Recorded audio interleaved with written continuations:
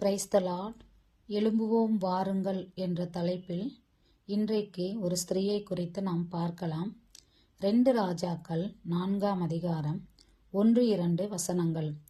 தீர்க்கதரிசிகளுடைய புத்திரரில் ஒருவனுக்கு மனைவியாயிருந்த ஒரு ஸ்திரீ எலிசாவை பார்த்து, உமது அடியானாகிய என் புருஷன் இறந்து போனான். உமது அடியான் கர்த்தருக்கு பயந்து நடந்தான் என்பதை அறிவீர். கடன் கொடுத்தவன் இப்போது என் 2 குமாரரையும் தனக்கு அடிமைகளாக்கி கொள்ள வந்தான் என்றாள். எலிசா அவளை நோக்கி, நான் உனக்கு என்ன செய்ய வேண்டும்? வீட்டில் உன்னிடத்தில் என்ன இருக்கிறது சொல் என்றான். அதற்கு அவள், ஒரு குடம் எண்ணெய் அல்லாமல் உமது அடியாளுடைய வீட்டில் வேறொன்றும் இல்லை என்றாள். பிரியமானவர்களே, இங்கு இந்த ஸ்திரீயினுடைய நிலையை குறித்து நாம் பார்க்கிறோம். இந்த ஸ்திரீ தன் புருஷன் உயிரோடு வாழ்ந்த பொழுது கடன்பட்டிருக்கிறாள். புருஷன் மரித்த பிற்பாடு இந்த கடன் அவளால் செலுத்த முடியாத ஒரு நிலைமை. இந்த எஜமான் வந்து, ஒன்று கடன் கொடு, இல்லை என்றால் கடனுக்கு பதிலாக உன் 2 குமாரரையும் எனக்கு அடிமையாக கொடு என்று கேட்கிற காரியத்தை இங்கு நாம் பார்க்கிறோம். எனவே இவ்விதமான சூழ்நிலைகளில் இந்த ஸ்திரீ ஒரு சரியான வழியை தேர்ந்தெடுக்கிறதை நாம் பார்க்கிறோம். அவள் தன் சுய பிரயாசத்தை பிரயாசியாமல், மனுஷ ஆலோசனையின்படி நடவாமல், அவள் எங்கே வருகிறாள் என்றால், சரியாக தேவனுடைய மனுஷனாகிய தீர்க்கதரிசியாகிய எலிசாவின் அண்டை வருகிறதை நாம் இங்கு பார்க்கிறோம். எலிசாவின் அண்டை வந்து தன் குறைவை அவள் சொல்லுகிறாள். உன்னிடத்தில் என்ன இருக்கிறது என்று கேட்கும் பொழுது தன்னிடத்தில் உள்ள குறைவை அவள் முழுமையாக ஒத்துக்கொள்கிறதை பார்க்கிறோம்.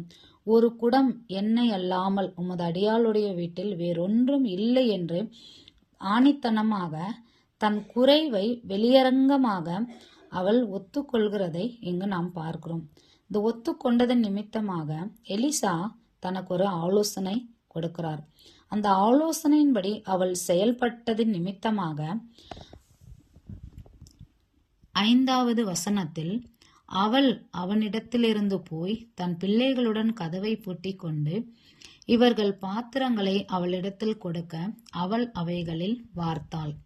பிரியமானவர்களே, தேவனுடைய மனுஷனுடைய வார்த்தையின்படி அவள் நடந்ததின் நிமித்தம் ஒரு குடம் எண்ணெய் அநேக குடங்களுக்கு வார்க்கப்பட்டு அவள் கடன் அடைக்கப்பட்டு மீந்ததை வைத்து அவள் ஜீவனம் பண்ணும்படி இங்கே கர்த்தர் பெரிய காரியத்தை அவளுடைய வாழ்க்கையிலே செய்கிறதை நாம் இங்கே வாசிக்கிறோம்.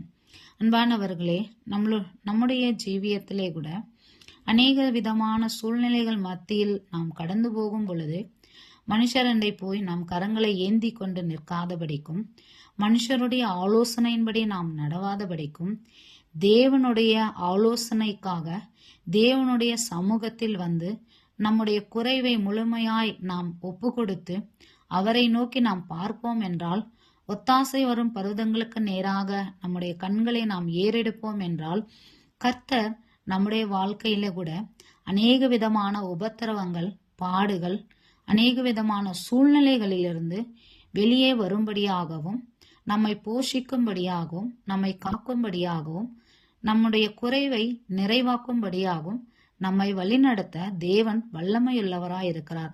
நாம் செய்ய வேண்டிய காரியம் ஒன்றுதான்.